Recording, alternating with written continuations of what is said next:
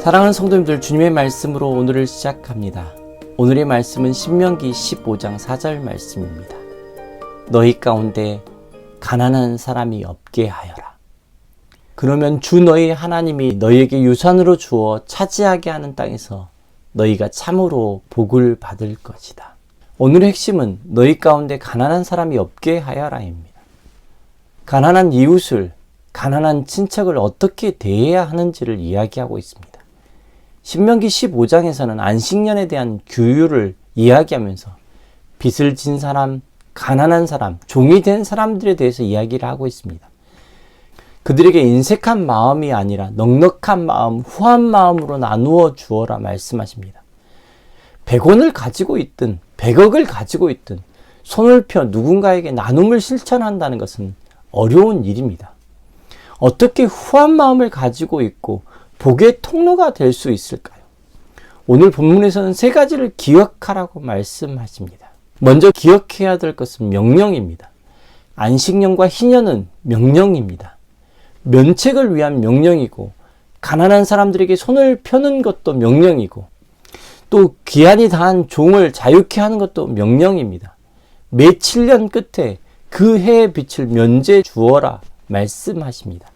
두 번째는 과거에 대한 기억입니다. 하나님 앞에 인생은 벌거벗은 모습으로 태어났습니다. 하나님의 돌보심이 없으면 살아갈 수 없는 시간을 보냈습니다. 이집트 땅에서 종되었고 광야의 길을 나그네로 걸었던 사람들입니다. 하나님의 백성은 하나님으로부터 부요함을 경험했고 자유를 경험했습니다.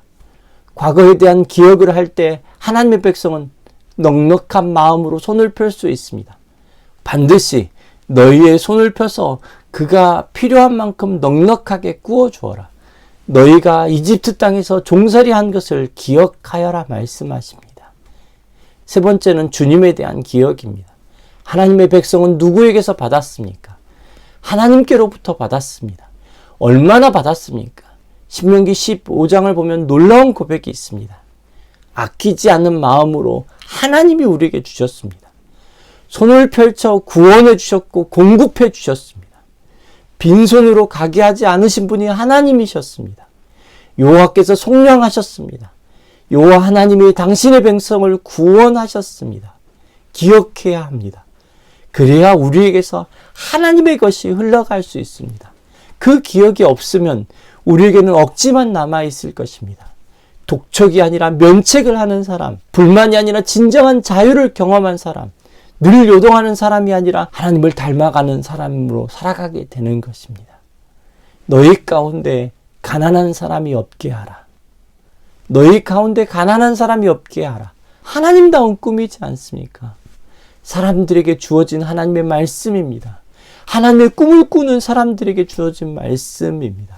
우리는 기억해야 합니다. 너희 가운데 가난한 사람이 없게 하라.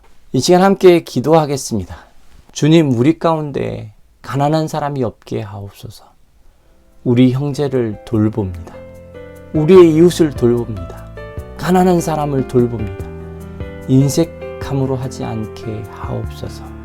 우리의 행동 속에 하나님이 드러나게 하옵소서. 우리가 하나님을 경험하면서 이 일들을 감당해 가게 하옵소서. 예수님의 이름으로 기도드렸습니다. 아멘.